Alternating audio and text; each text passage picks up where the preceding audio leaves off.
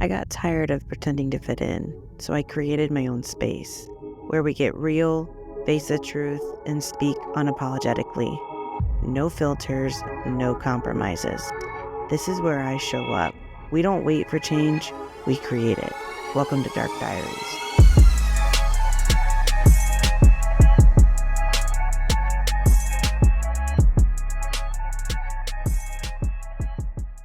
Hey guys, welcome back to an episode of Dark Diaries. I'm your host, Caitlin Bradbury, and thank you for tuning in today. We have a lot of things that we're going to cover today. It's going to seem overwhelming and it's also going to seem random, but that's who I am as a person, so let's get into it, okay? As I said again, my name is Caitlin Bradbury. If you didn't listen to the first episode, I like to talk about weird things. We're going to talk about spiritual. We're going to talk about the brain. We're going to talk about forensic psychology. We're going to talk about conspiracy theories because the fucking drones in New Jersey. And if you've been following my social media, did you see the fucking aliens that I just posted? I'm pretty sure one of the videos that I posted too was an example of a plasmoid. And if you don't know what a plasmoid is, I just fucking learned what it was like 2 weeks ago. So I don't even really know what the hell it is, but I know it has something to do with physics, energy, and Albert Einstein helped to find it. So that motherfucker Einstein's so smart. Damn. All right. Well, the first topic that I want to cover today is going to involve I've talked about him a shitload on my social media.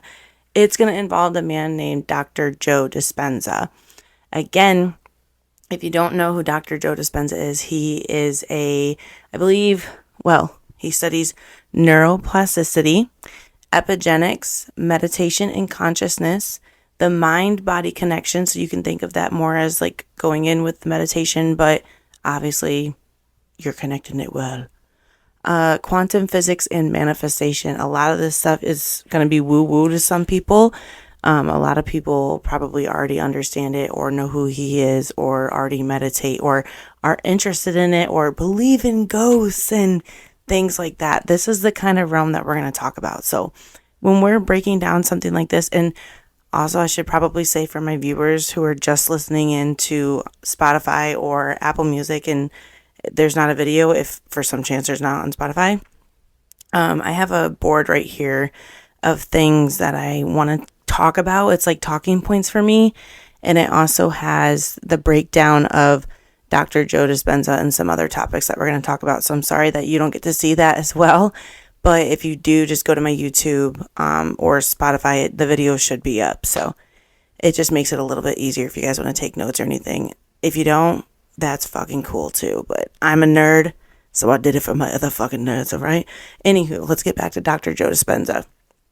So neuroplasticity is something that he studies, and on my board that I was just talking about, it's the study of forming new neural connections. So he talks about rewiring the brain. So I'm going to use myself as an example because I am literally a product of his work.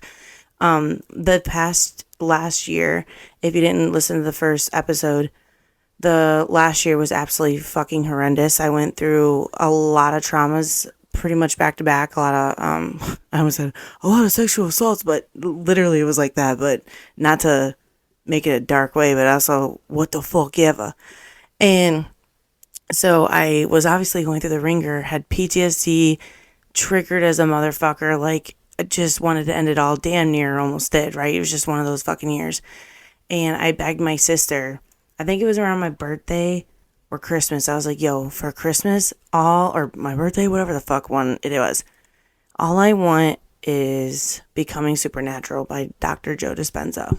And she's like, what is that? Because she's a fantasy reader. Like, that's all the fuck she hears about to her. I'm like, I tried to get into it, but bitch, I can't. I need to learn something like that, okay? Anywho, so she bought me this book, and I read it, and I was blown the fuck away. Like, I've always believed in the spiritual realm. We're going to get in that in a second, because I'll tell you how I believed in it so early on. But I always believed in the spirit realm and things like that, and I always believed in the universe, and I was angel numbers this, and like everything has a meaning, everything happens for a reason. But even when I was in the depression, like it didn't fucking help enough. It wasn't helping enough. And so I had discovered this book, got the book, started reading it, and it was insane how much it resonated with me. And it gave me a Kundalini experience. And if you don't know what that is, I don't have time to jump that much into it today. But pretty much think of it of like your grandma coming up to you, she's slapping the hell out of you like, bitch, wake the fuck up. And you're pretty much awake. And that's as much as I'll go into that. Do your own little digging on that, okay? So anyway, I had that. I was like, how the fuck was I already so like spiritual in a way of like universe?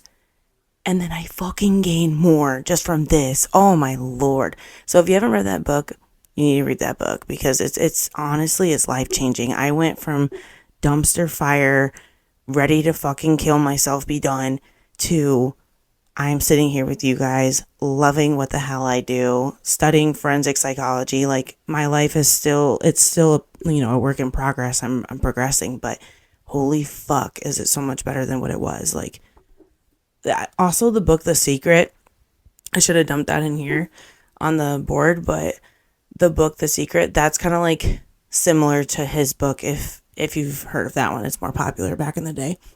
But I want to move on to epigenetics. That's the second one on the board.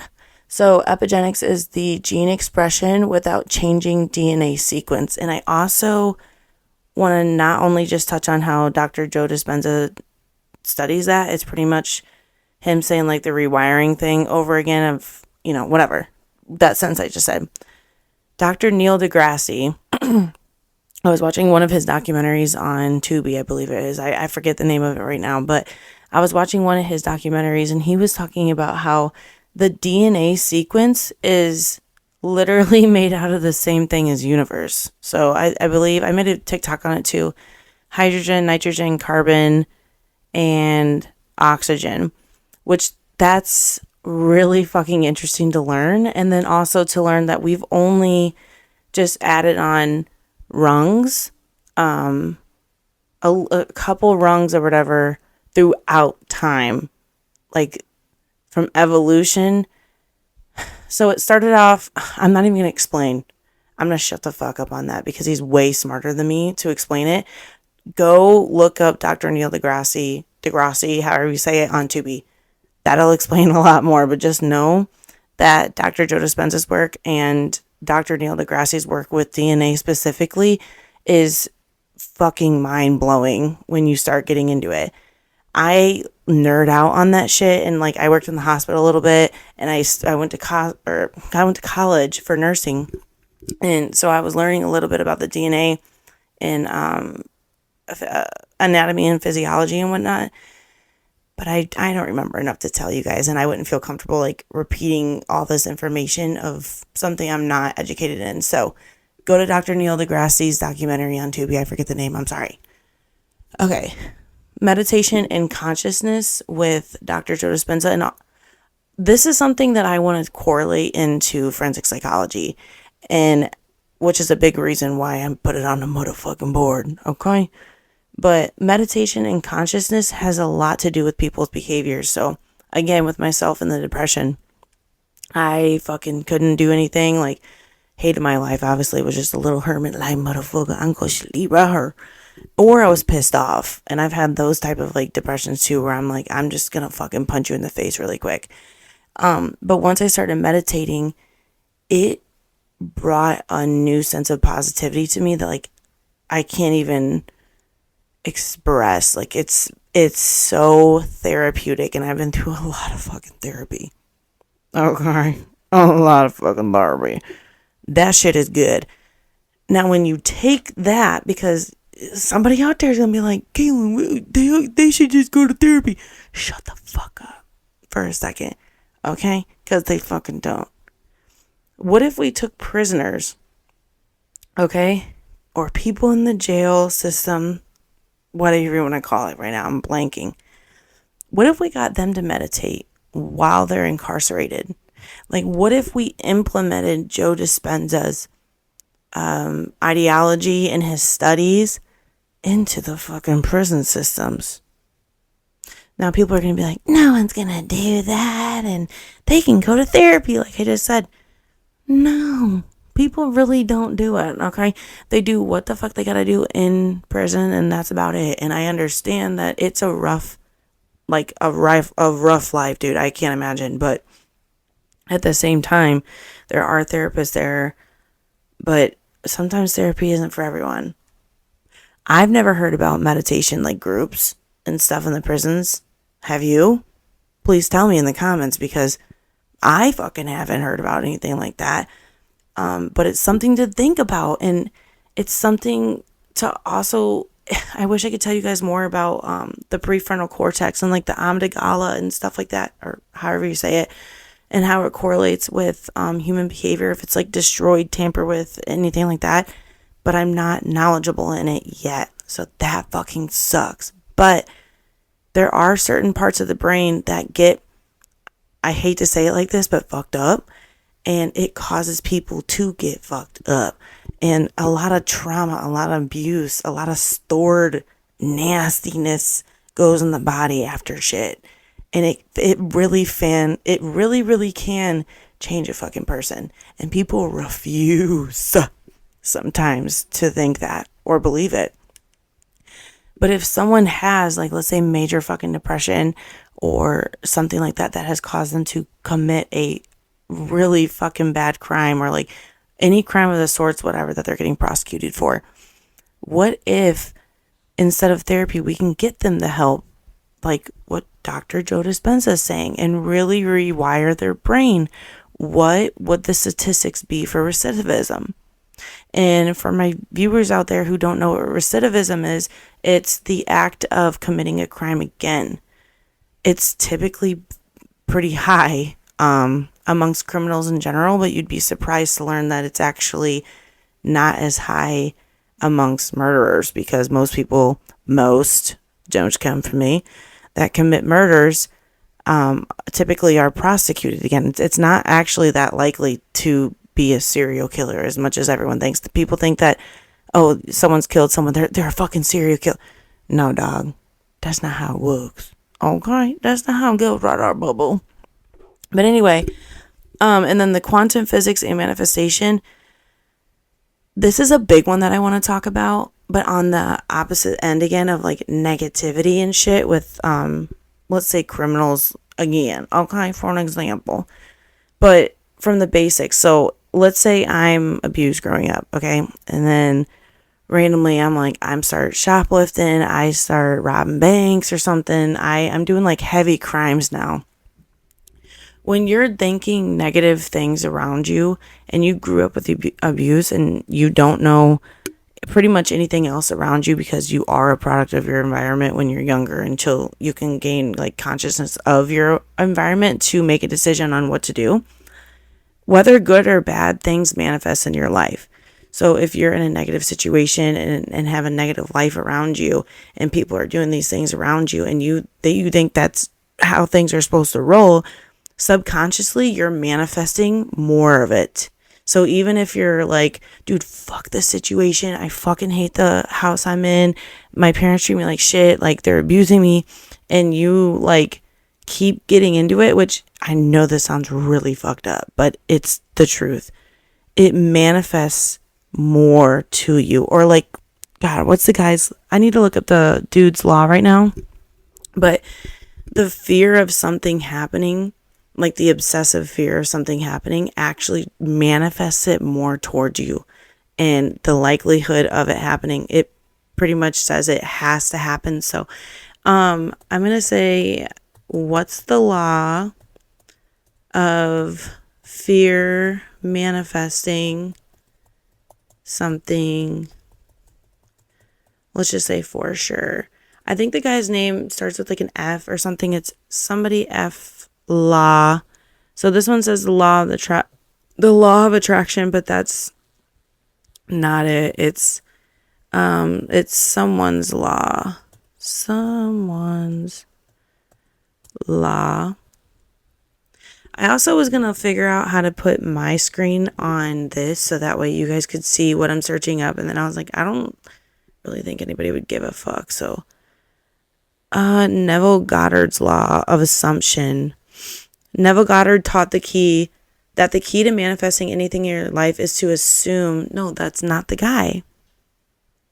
Well, this is another guy anyway that also studied manifesting and whatnot, but I can't find the law right now. I'll have to look it up later and then tell you guys. I'm pretty sure I put it on my Instagram story, but that's pretty much how it works. So what I'm interested in is, yes, forensic psychology and understanding why people do what they do and whatnot. But I like that little fucking question too that I just said. I just told you, if someone has negative behavior around them, obviously it affects their brain, correct? Yes.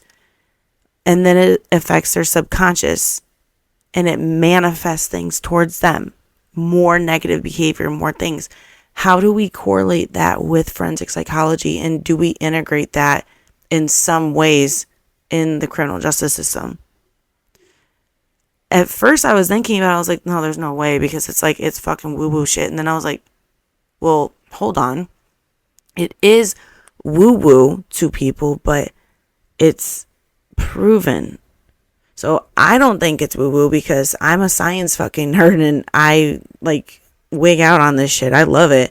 And I know that it's proven, but to other people it's woo-woo. So how would you bring it in? And it's things like that that get my mind rolling. I'm like, how can we if the more we change people, which obviously, yes, like be kind, be caring, like that's fucking great.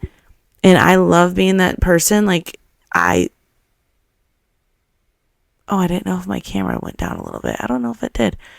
Anyway, that's a little weird, but that just really threw me off track. Okay, let's move on. So let's talk about, because I forgot what I was talking about for a second. So let's move on to something else. On my board, I have also under Dr. Joe Dispenza,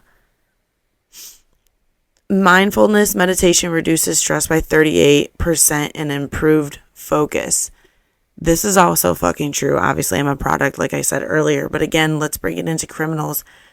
Talking about criminals and like the spaces that they're in and how much little space they have, how much of a high trauma environment it is, how they have to deal with a lot. Like I can't, I'm not saying that, oh my God, they did so like horrible things, they should live like that. I get that, but like humans are humans. Like that doesn't mean, okay, I'm gonna shut up because that's not my realm. But the mindfulness meditation reduced stress by 38% and improved focus.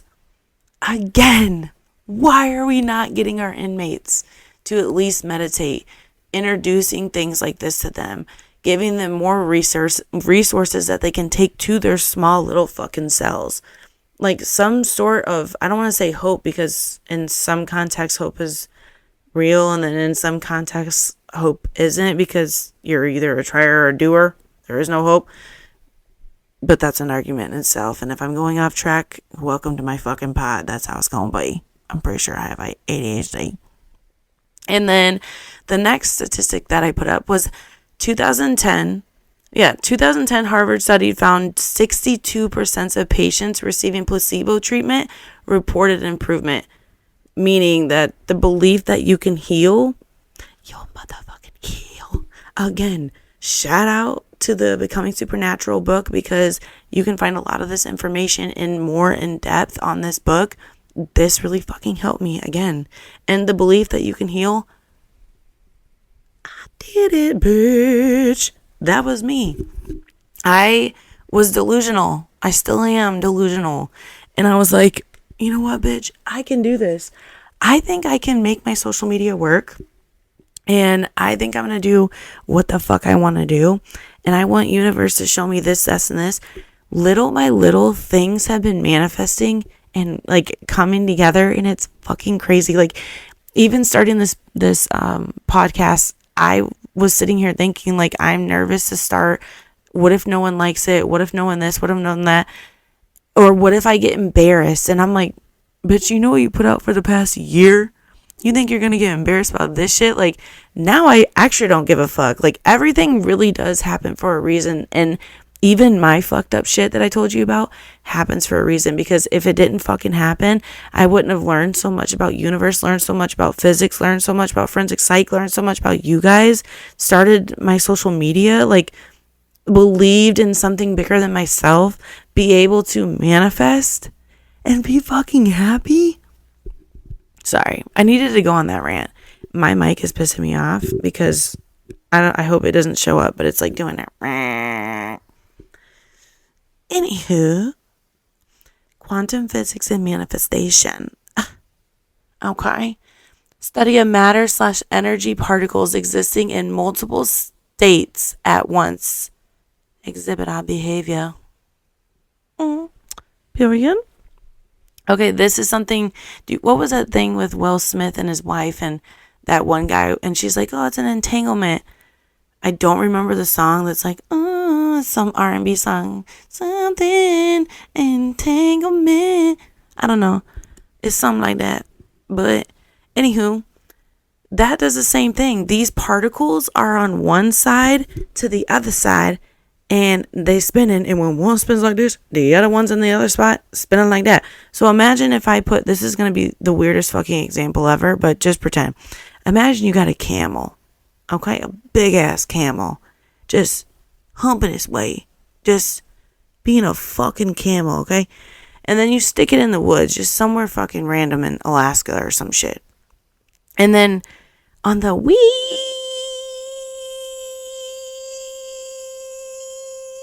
other side of the earth, literally, like if you grabbed a ball and put a pin through the earth, one end to the other, south, north pole, I guess I could have just fucking said that, and put another camel there, and then had the other, like one camel flip, like do a backflip, the other camel at the other side of the earth at the same time would do a fucking backflip. They're entangled. They do the same motherfucking thing at the same damn time. At the same damn time. You get the point. That's a good song. You get the point. All right. Also, unconscious habits drive 95% of behavior. I'll say it again for the bitches in the back. Unconscious habits drive 95% of behavior. You heard me, folks. So what does that mean for criminals? Okay. That means that 95% of their fucking behavior is unconscious behavior, just like the rest of us. So let's try to be a little bit non-judgmental as much, okay? Let's do a little bit of mind our own fucking business. I had to say that just because some people are like, fuck criminals and every fucking thing. We're going to learn. So understanding that this statistic is extremely important, because how much are people using then of their subconscious brain and pulling it to the front to be conscious? 5%. As long as my math is right. I'm not good at math at all. I failed pre-algebra. That's a different story. But yeah, that's actually really disturbing. So when you're going and talking to people and you're like, oh my God, what's up, Susie? And Susie's like, yo, fuck that bitch. She's a fucking bitch because she's dumb. Susie is working with 95% of the unconscious brain. Fuck you. No, I'm just playing. That's why we feel bad for people like that, okay? And if you think you're awake, you're probably fucking not. So, the same sense for criminals. Criminals start gathering the same intelligence as other people from experiences that they had in different environments and interactions with people. And then they start gravitating toward that. And then a habit becomes one thing. They do this and then a little bit of that and then a little bit of that. And whether it's robbing a bank, stealing someone's fucking purse, or full-blown murder. Even when we get into serial killers like sociopaths and psychopaths and things like that, dude, I have to learn more about it before I can regurgitate the information, because like I said, I do not feel comfortable putting out information to you guys that I don't know. And also, I can't technically teach any sort of forensic psychology. I can just tell you guys the basics and talk about it because I'm not a doctor yet. And, you know, unless I want to make it a big old Susie, I'm not getting sued. So we just get to talk about the fun stuff, though, and we're still going to correlate it. Don't you worry, boo. And we're going to talk about them motherfucking new Jersey drones, too, because plasmoids. Let's move on. Dr. Ann Burgess. This is when we're going to start getting into the forensic psychology more, okay? No more Dr. Joe Dispenza. We love him. Sweet man. But Dr. Ann Burgess, she's a bad bitch. She ended up working for the FBI, but I believe at first she was just not just a psychologist. I'll slap myself for that, okay? She was a psychologist, and she ended up becoming like pretty much the first forensic psychologist. I believe I have to double check on that fact, but I believe she pretty much was. She was doing some other work first, can't remember what. She got asked by the FBI because she was like finding so much intelligence about sexual assault and different studies that were coming out that she did, that it was just like really interesting and very telling. So the FBI invited her in and was like, hey, you're fucking smart as shit. Come here, please work with us. FBI had something called the Behavioral Analysis Unit, and they still have it to this day. But this is like when it was like groundbreaking. Like, have you ever seen the movie, or not movie? If you've ever seen the show Mindhunters, it's on Hulu. This is what got me into forensic psychology. So I fucking love this show. They only did 2 seasons. It's amazing. They canceled it. We should definitely spam Hulu for them to fucking keep doing it because it's amazing.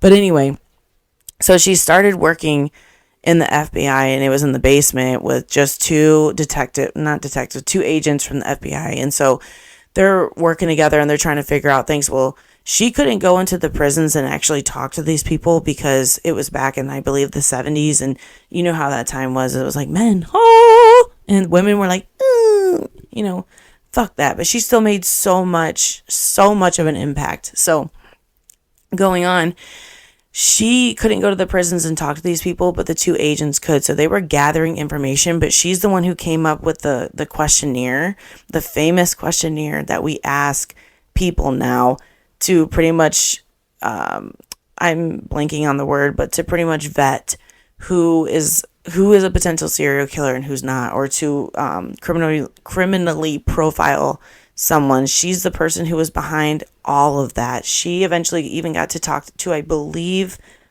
it was not Ed Gein. I think it was either Charles Manson or Ted Bundy.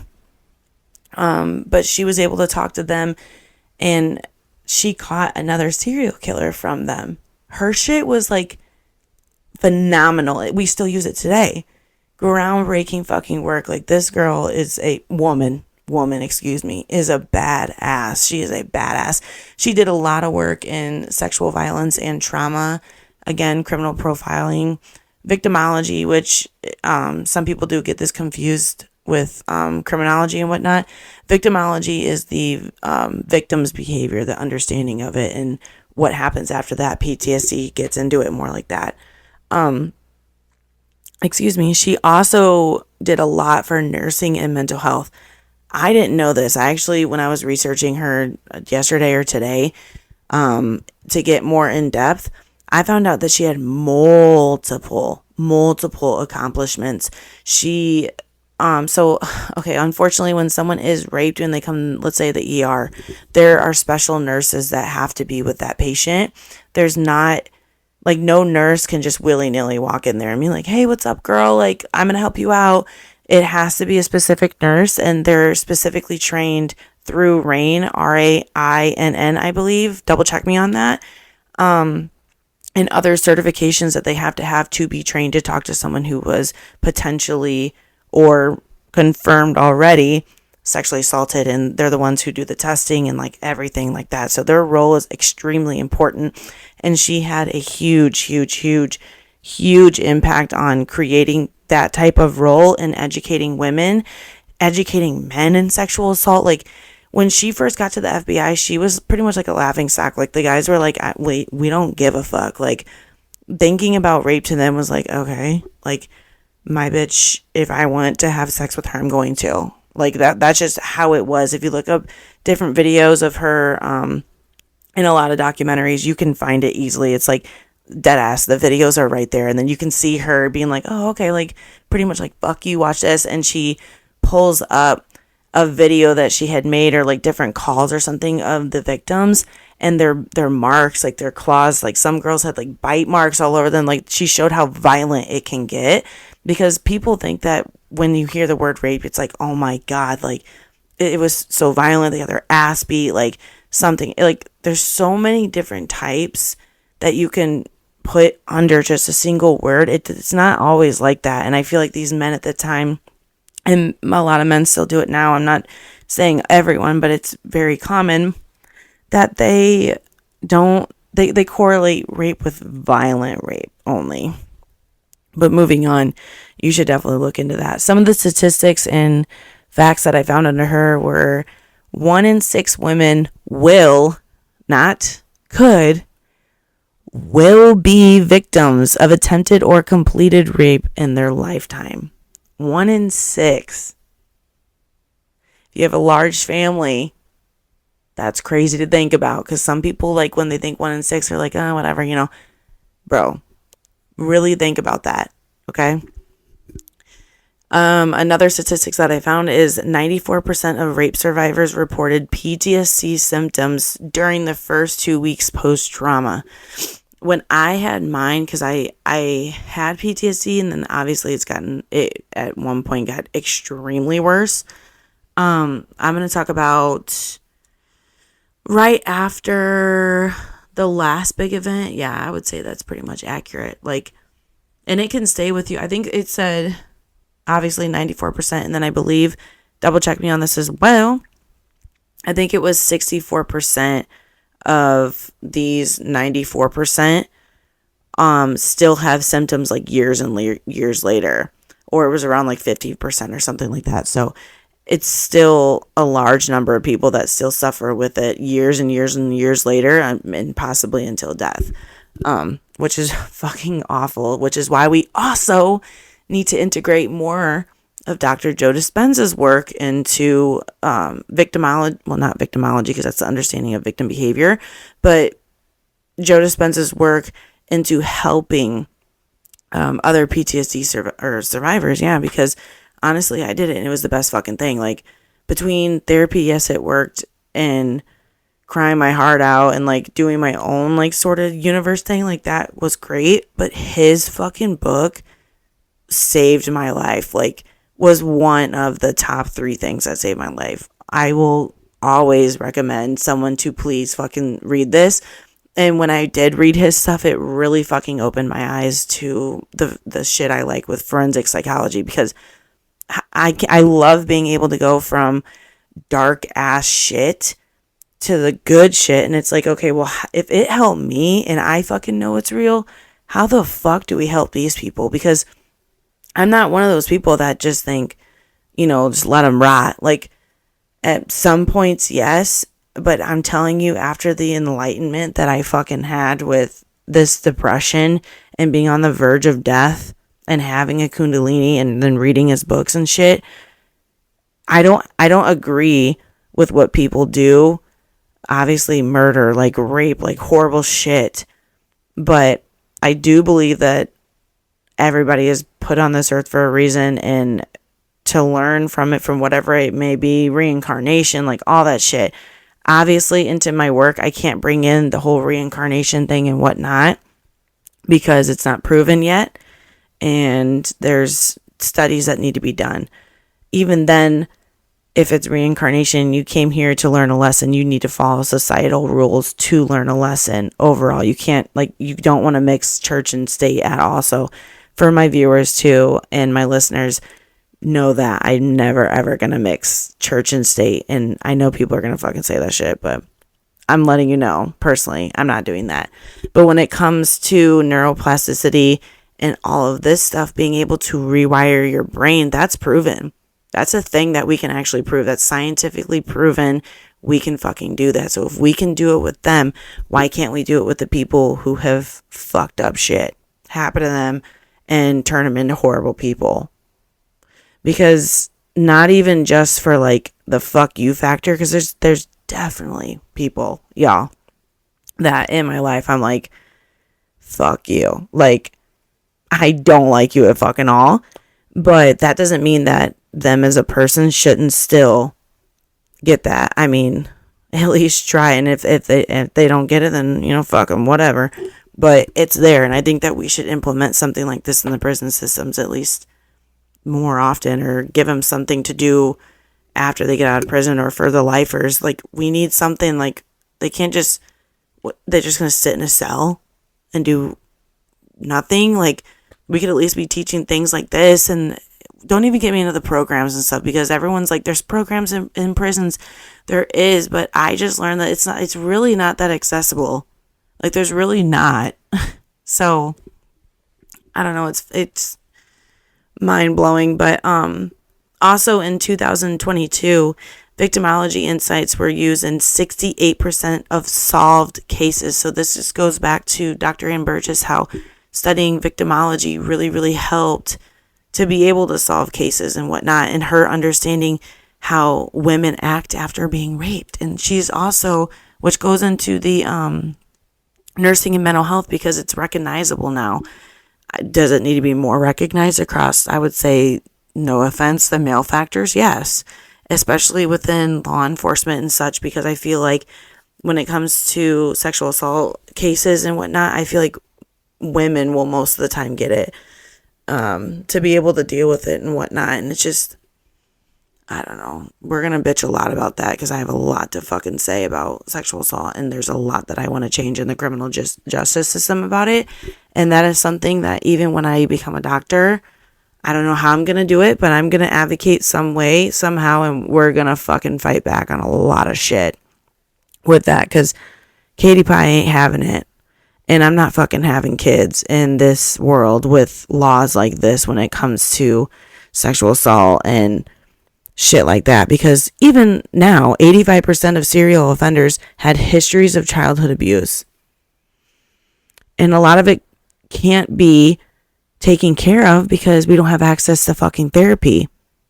Or you're fucking fine. Or we create hostile families and then don't want to teach how to regulate them. There's so much negativity that obviously it manifests. Just like I talked earlier, it manifests in negative environments because that's all you fucking know. It's all you fucking know, dude. And it's just really upsetting. Like, we could implement this type of, it's almost like being zen, being happy, being center, whole. Like, it sounds crazy, but I'm telling you, it works. It fucking works. And even when I was meditating, sometimes I was like, dude, I don't feel like doing this. Like, I can't do it. The fact that your neurons almost immediately change was so groundbreaking to me that I was like, I can do it. Like, I have to, because there's scientific proof. It's not like it's just some bullshit, you know? Moving on, only about 6% of rapists are ever incarcerated. Only about 6% of rapists are incarcerated. This is something that I really wanted to put on my board as well, because that's a disgusting factor. And that's something that, again, I want to change there so badly in the fucking government, dude. When I submitted my stuff for my case, I ended up finding out, because don't worry, for everyone guessing, obviously I didn't win. I didn't even get anywhere. It is so hard to get into a courtroom for a charge, let alone a civil suit. Like, most sexual assaults are done, like, I don't want to say prosecuted, but seen in court as a civil suit. And if you don't know what a civil suit is, it's pretty much like, hey, you did this, fight yes or no if they did, kind of like the guilty, not guilty, and then a settlement, money. What the fuck? Like, That's insane. And why is it so hard to prove sexual assault? And I'm going to say this on here because hopefully I can't get shadow banned on YouTube or anything.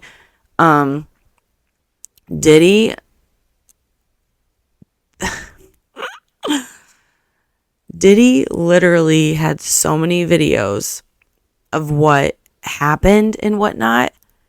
And that's why he was also able to be put in jail. Unless, they have other big dogs that are like, no, fuck him. Like, he's going in there.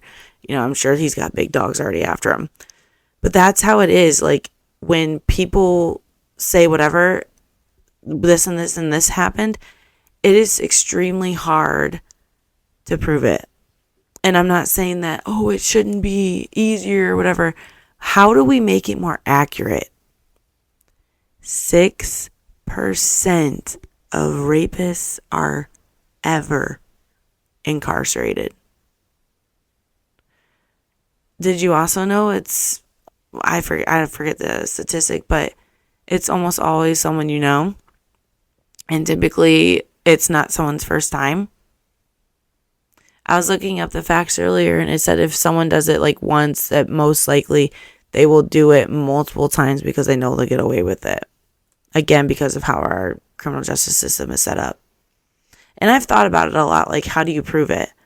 Like, what do you do to, really prove that shit? Because you're not going to be like Diddy and have a video. And then it makes me think about Dr. Ann Burgess and her victimology. Why is it only forensic psychologists that are knowledgeable in this? And I'm just saying, like, from a criminal justice standard, because nurses are, but why are like law enforcement agencies not, like, they get taught a little bit about it, but they're not. There's not someone. I mean, maybe in their sex crimes unit, I could be shooting myself in the foot saying that, and some places do. I don't know, but it seems as though really that would be the only way to really prove something like that, because it happens behind closed doors. And also, you could have people say all day long, like, so-and-so, I could see doing that. But that doesn't mean anything. And I don't blame that, because then you can get a whole group against you, and you didn't really do shit. That's how you get not guilty people or innocent people in prison, So what the fuck do we do? And I also found out that they don't have to tell you why you didn't even get in court. So literally they'll just tell you like, oh, it's dropped. And they literally can't tell you anything. What the fuck? Like, I don't know. I just really realized hardcore that through this process, victims get fucking shit on. Like, hard. And I don't like it. And it also makes me think, for the people who did have to go to court and talk to someone, all you're really being briefed by is your lawyer. So when you're going over questions and whatnot and getting asked stuff, you're just talking to your lawyer about it, prepping for trial. You're not ever really talking to a therapist. You don't have a therapist in the courtroom with you, anything like that. And part of me is like, why? We kind of should have a therapist in the room, because one, it's traumatic as fuck. You're reliving things. Why are we not presenting information to the juries pretty much every single time there's a big case like that involves memory? Because memories can be distorted after fucking big crimes like that, especially if the victim is living. But I wasn't, whatever, you get what I'm saying.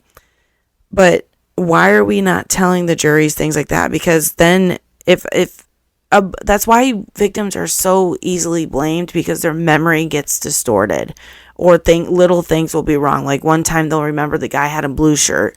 The next time, I think it was red. Like, they won't remember like that. So then they're like, oh, you're fucking lying. No, bitch. That's not what the fuck it means. I mean, you can find out in different ways. Yes, if someone's lying or whatnot, I still think a polygraph is good. I really do.